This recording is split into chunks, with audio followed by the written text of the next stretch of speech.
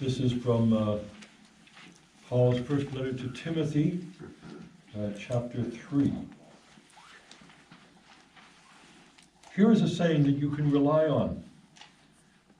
To want to be a presiding elder is to want to do a noble work.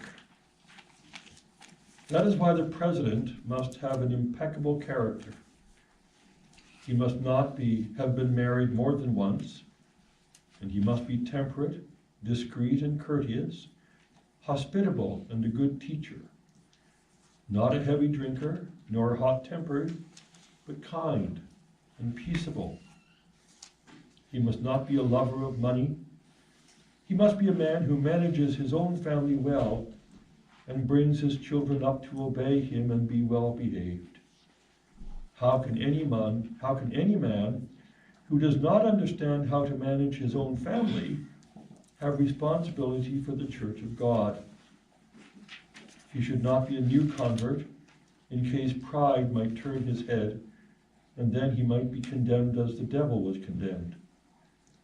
It is also necessary that people outside the church should speak well of him, so that he never gets a bad reputation and falls into the devil's trap. In the footnote for this passage, what they've translated, this is the Jerusalem Bible, as a presiding elder. It says the word here is episkopos, which we normally would translate as bishop. He's talking about bishops. But I think what he says about bishops could be said of priests too. And so I think what Paul is saying here is that, you know, those who would be a bishop or a priest has to be a good leader. And I would say you have to be healthy. You have to be healthy. Morally healthy, emotionally healthy, spiritually healthy. I can't give a priest retreat. I never have given a priest retreat without having one conference on sexuality and chastity and celibacy. Because sexuality is so much a part of who we are.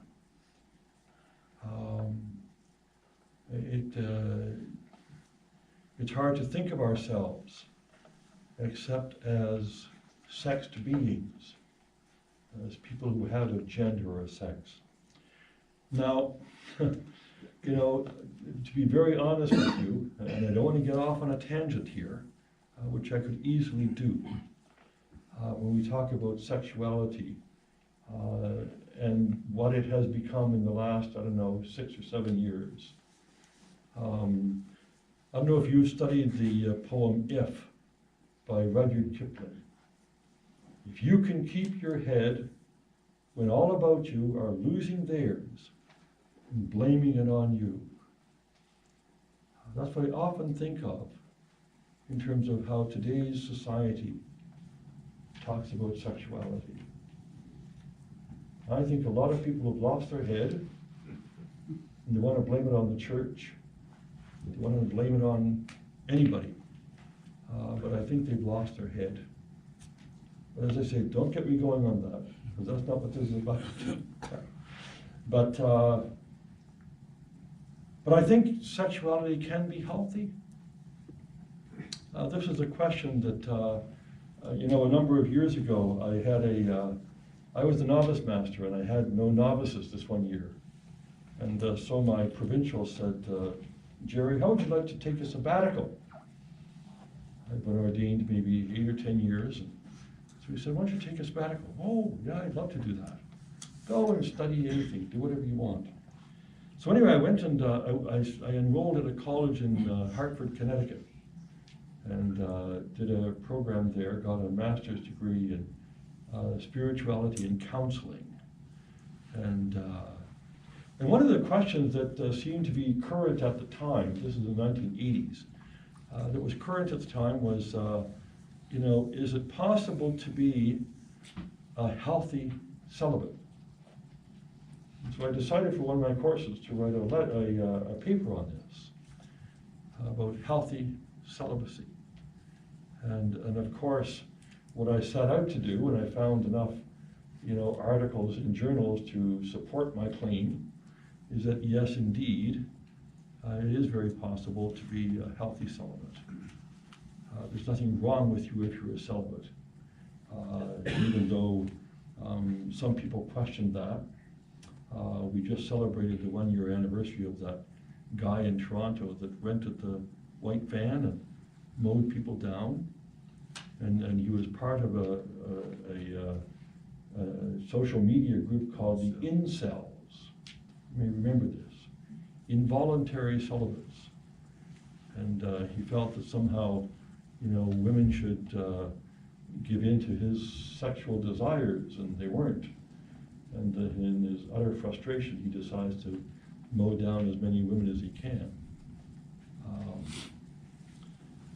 There are people who think that somehow it's not normal to be celibate, that there's something wrong if you're a celibate. There are people who think this. Now, I'm assuming that all of you are sensitive to the distinction between celibacy and chastity. I mean, there are two different realities. You can be married and be chaste. You can be married and be unchaste. You can be celibate and chaste, and you can be celibate and unchaste. And chastity is really about, I think, our regard for sexuality, our regard for relationships between the sexes, the way we esteem one another, and the way that we esteem ourselves, our own body. That is chastity. Celibacy has to do with not being married. The French word for a single person is a célibataire. Okay, so if you're a célibataire, all it means is that you're not married. It doesn't mean that you're chaste. And so in a sense, what I'm talking about here is both chastity and celibacy, because we're called to be both celibate and chaste in the Western Church. We don't get married as our Eastern Church brethren are, and so we're celibate, but like them, we're also called to be chaste. When I was another sort of ministry that I had for a number of years is I was vocation director for my province of Redemptorists. And as vocation director, I used to go around and visit schools, especially high schools, and talk about priesthood and religious life. And when I went to high schools, I mean, high school students, they're of an age where their mind is fixated on sex. And I would go into these classes, and one of my techniques is I would give them all a little file card, and then I would tell them that if they have any questions you want to ask me about priesthood or religious life, write down your question. You can do this anonymously, and we're going to watch this film right now. And so we'd watch the film, and then I'd collect the cards with their questions. And then I'd go through the cards, and I would call out the question, and I would answer the question. And this happened more than once, but it didn't happen every time. Somebody would ask on the card, "Do you ever get horny?" And some kid would say, "Who wrote that?" And I always figured it was the guy who said, "Who wrote that?" Okay? But I would say to the kids, when you're ordained and the bishop is laying his hands on you, nothing falls off. Okay? You're the same person, you're the same human being after you're ordained as you were before. Okay. Now the church talks about a sort of an ontological change that takes place, but you're still the same person, and you're still a sexual being after you're ordained as you were before. And if this is causing problems for you, you know, pornography or masturbation or whatever, being ordained isn't going to make that go away. You're still going to struggle with those, okay? And so this was one of my messages that I had to give to the kids is, you know, it isn't that as a celibate, and as I say, teenagers, they're fixated on this. They can't figure out how, you know, a grown person can renounce sexual activity.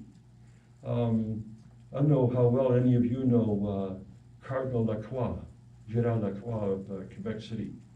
And when he became a bishop, the first plenary that he was on, he and I were at breakfast one day, and I don't know how we got talking about this stuff. I told him that story that I just told you. And he told me that whenever he goes into schools and kids ask him, you know, you know, how can you not be married? How can you do without sex? And Lacroix would say, well, you know, every day I take a little white pill. Oh, we knew you had to do something like that. We knew you had to do something like that.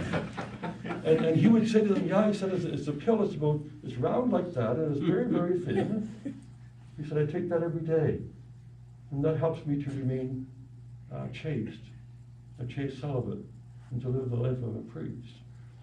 Now, whenever Cardinal Lacroix and I meet, you know, we'll sort of wink at one another and say, are you still taking your little white pill? Yeah, we're doing that.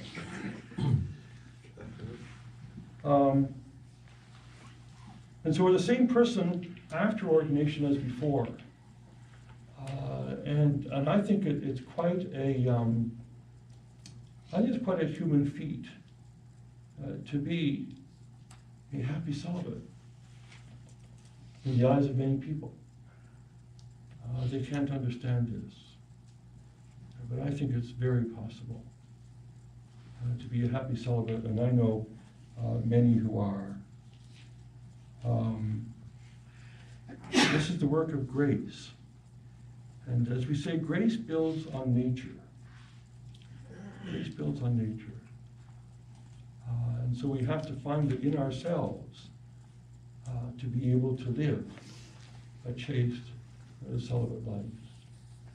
Not everyone can do this. And I've seen some very, very fine guys leave the seminary because they found that they could not. They felt that they could not do this. And wonderful guys. I lost a seminarian very recently. He was in his internship year, and so I would have ordained him in about another month. And after Christmas, he said, Monseigneur, I don't think I can do this. I'm leaving the seminary. It's very sad to see this. However, I have to trust his discernment. He feels he can't do this, he can't do it. I think we've become increasingly aware because of all that has happened in the church around clergy sexual abuse. We've become very aware of this issue in the church, in the lives of priests. I think for a long time, I mean, when I think of when I was a young priest, which now seems a long time, when stories started coming out, I was stationed in St. John's, Newfoundland, before Mount Cashel blew open. But after that, I was away from there then. But you know, my first years as a priest, I mean, I had no awareness of any of this. This was not an issue at all. And so I was quite surprised when Mount Cashel happened. And what I think was even worse was a group of priests in that diocese who, if you can believe the stories, had quite a thing going among themselves, and meeting with altar servers, and I mean, it was pretty bad. But it surprised me when this happened, and it still surprises me in a way. I still say to myself, I mean, I've not met priests like this. I'm not aware of this. And it's surprising me when stories come out, you know, that something has happened. And I'm not inclined to say, as some people do. Some people say to me, you know, this is not natural. It's not natural to be celibate. I can appreciate that there is a great tendency to marry. Certainly the inclination is in us to have sexual relations. My order, you know, when can we expect the sexual drive to disappear? And apparently St. Alphonsus said, oh, probably about 15 minutes after you die. You know, it is. It's a very real part of our lives. We have to integrate that. We have to understand it. We have to find ways to deal with it.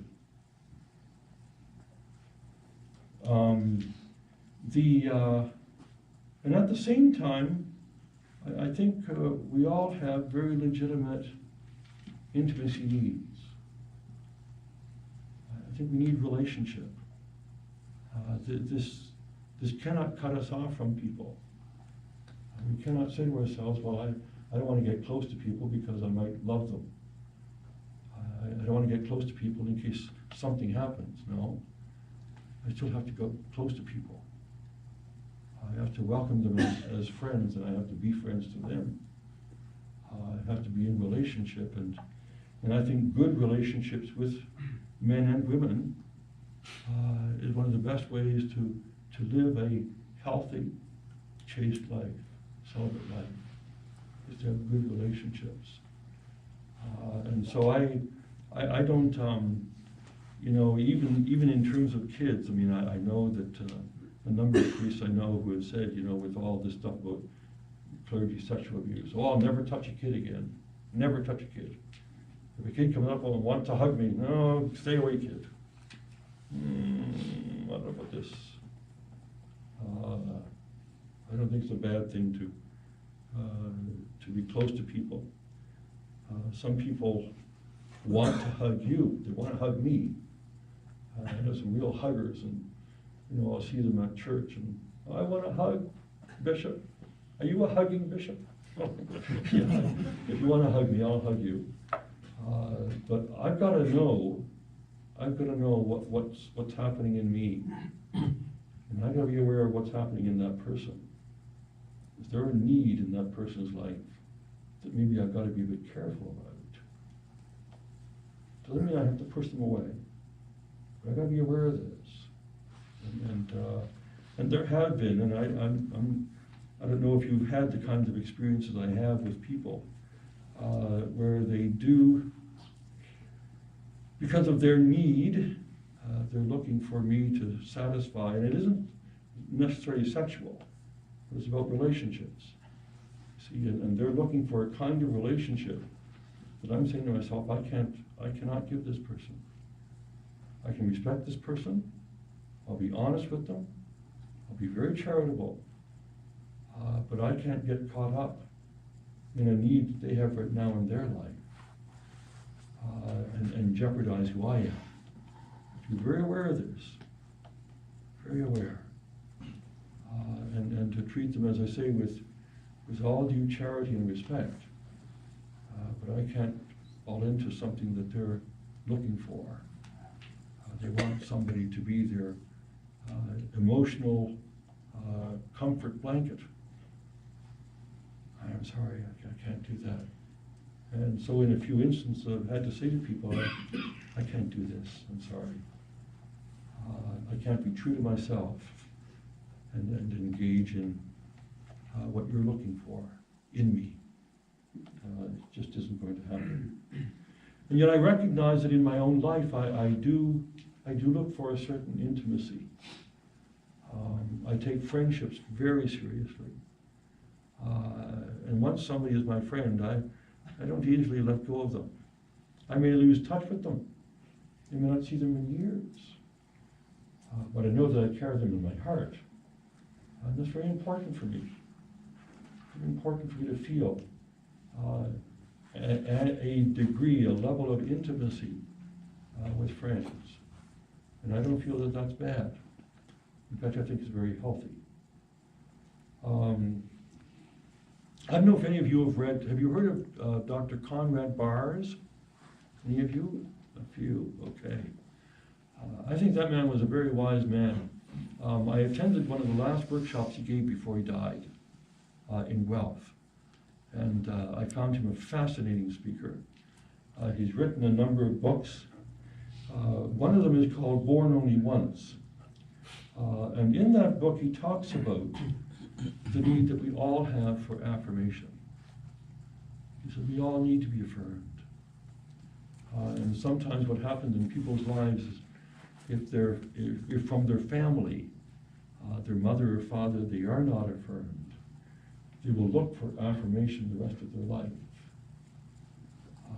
And he said one of the fallacies in society, he said, people think they can affirm themselves. It was his conviction that you could not. You can't affirm yourself. You have to be affirmed by somebody else. There has to be somebody else in your life. And if it isn't mom and dad, or maybe an aunt and uncle, a grandparent, somebody, a teacher, you have to find somebody. And it isn't that you go looking for them, but there has to be somebody who's going to tell you that you are okay. You're a wonderful person. You have to be affirmed. And in his talk, he spoke about what happens when people when they lack this, when they lack affirmation from a significant other. They will try to do it on their own, and he said they will use either sex, money, or power to do it. And he spoke of a person in each of these who used one of those to affirm himself. For power, he used Adolf Hitler. And he looked at, from a psychologist's point of view, he looked at, Hitler's upbringing and everything else, and said this man was not affirmed. And so he tried using power to affirm himself. For sex, he used Marilyn Monroe. He said there was a woman who was not affirmed in her life, and so tried to affirm herself with sex. And for money, he used Zacchaeus. An interesting insight into the story of Zacchaeus, a tax collector. And Bars says, being a tax collector, and which was the custom in those days, if you were a tax collector, you collected lots of money. Now the Romans only wanted a certain portion of that, and whatever on top of that, that was your pay, but some tax collectors got very rich doing this. And so he went through the whole story of Zacchaeus, who somehow wants to see Jesus, climbs the sycamore tree, and Jesus calls him down and wants to have supper with him at his place. And he says, this was a saving grace for Zacchaeus, is that Jesus affirmed him. Everybody else hated him, because he was a tax collector. He was gouging the people. And so of course nobody affirmed him, nobody liked him.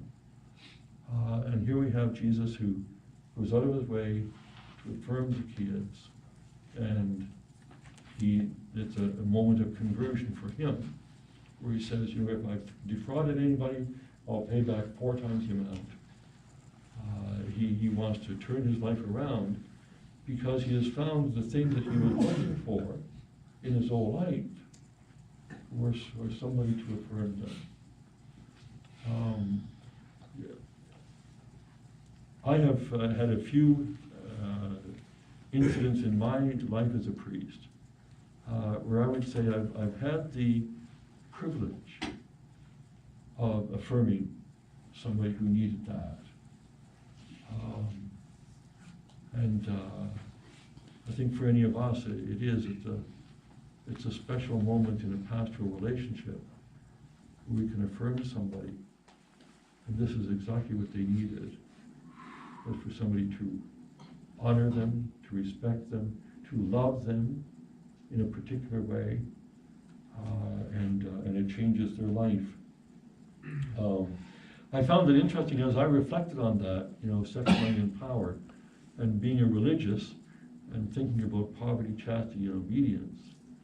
I said, wow, it's like those evangelical councils really strike at the heart of where people normally look for affirmation. And when Jesus Christ becomes the significant person in your life, you really no longer need sex, money, and power in the same way. We all need money. We all need a certain exercise of power. As I say, we have to claim our sexual identity. So all of those are not gone, but the way that we relate to sex, money, and power is transformed when we are affirmed by somebody.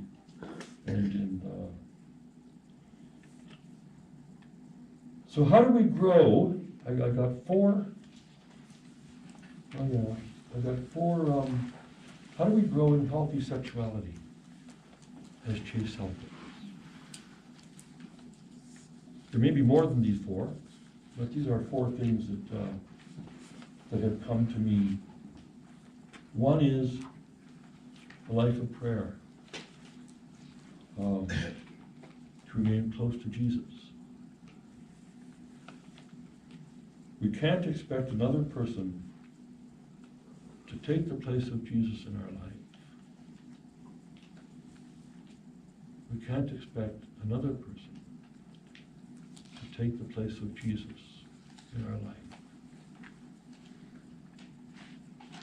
And so I think if we're close to the Lord in prayer, really close to Him, then I don't think we'll look for somebody to be who Jesus is in our life, or should be in our life.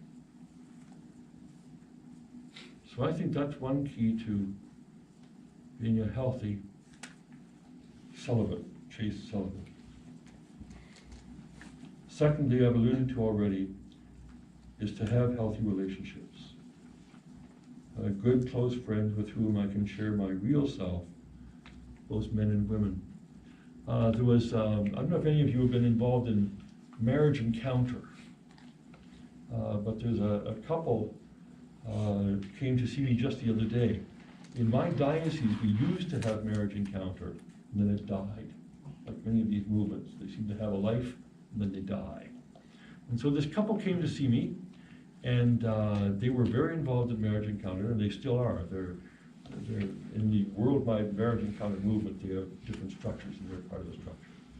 But anyway, so they came to me, and they wanted to start up marriage encounter again in my diocese. I said, yay, yes, let's do it, okay? But I found it interesting as they told me stories about their involvement in marriage encounter. They underlined this was a theme to most of their stories, was about their relationship with priests. Marriage encounter couples with priests. And, you know, they kept talking about different priests that they've met through the marriage encounter movement, who would work with them on these in marriage encounter weekends and everything else. And they said, this is very important, and I believe this. This is very important for couples and for priests. It's true. Very important for couples and for priests to have close relationships, close friendships. This is what they felt marriage encounter did for them. So I said to myself, yeah, that sounds like something I would love to see happen in our diocese. Thirdly, honesty with self. To be a healthy celibate, I think we've got to be honest with ourselves. It's so easy in this area to deceive ourselves. To deceive ourselves, tell ourselves a lie.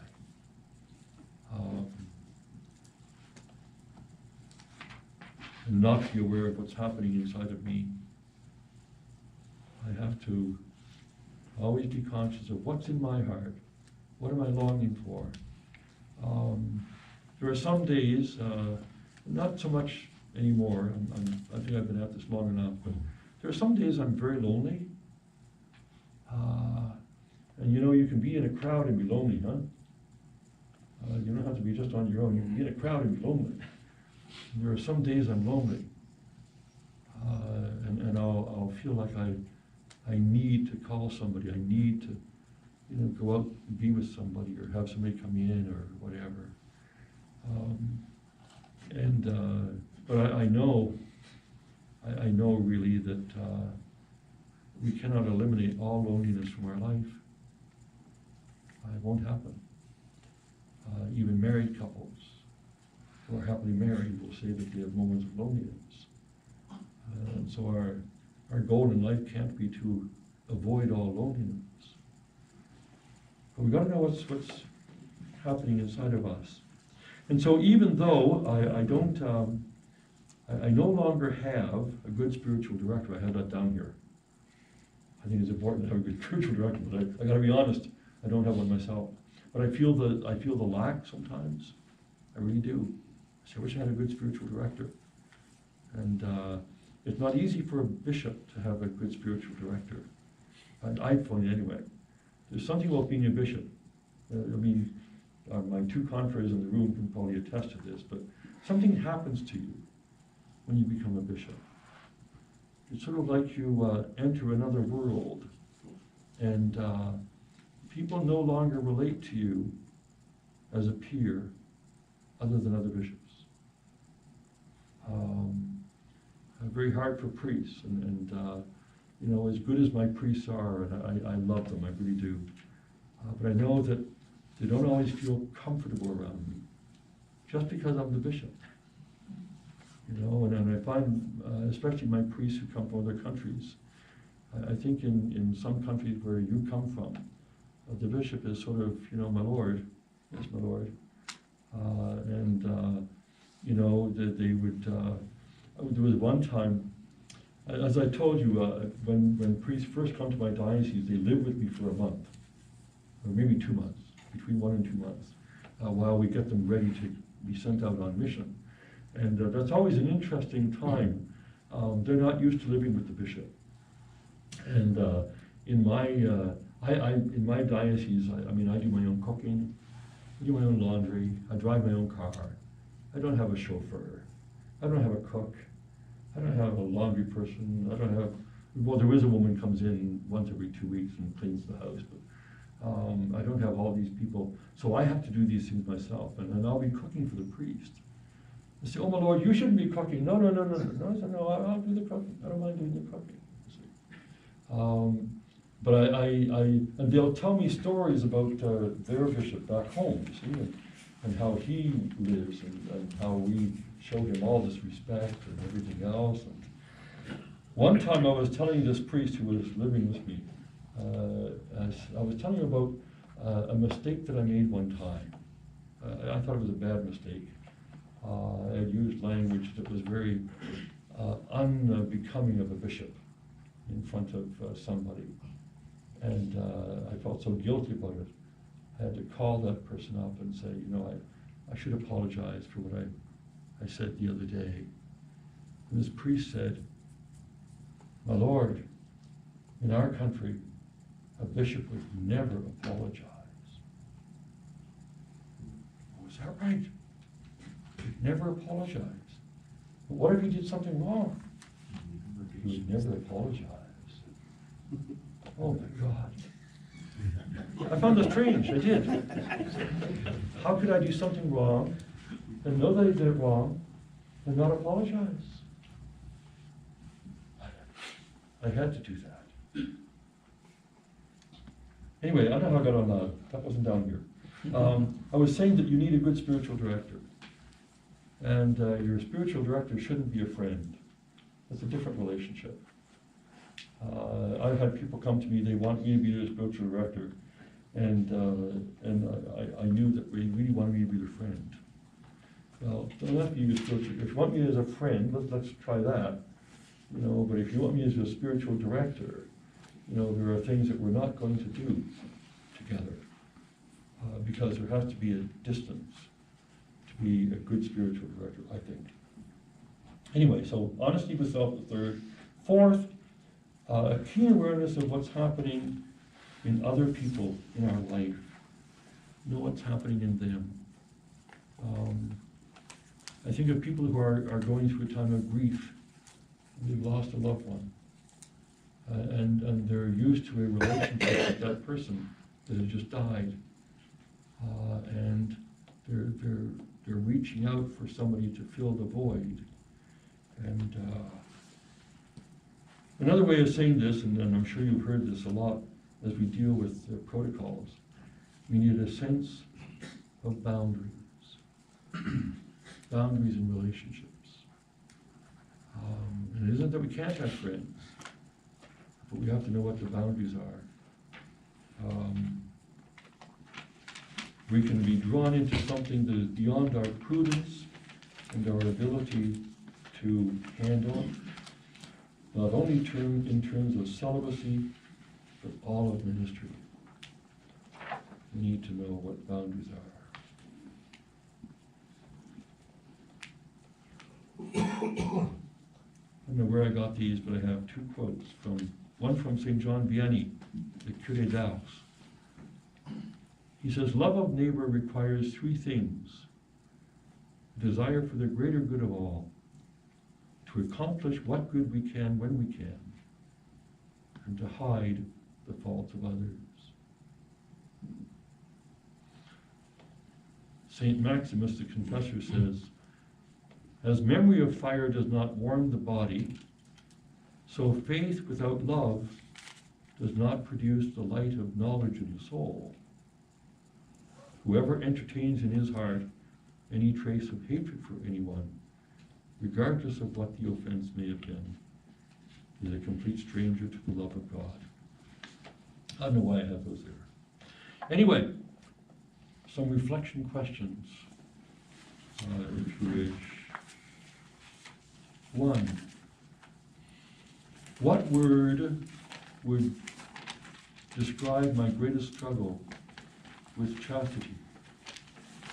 Has this changed over the years of my life?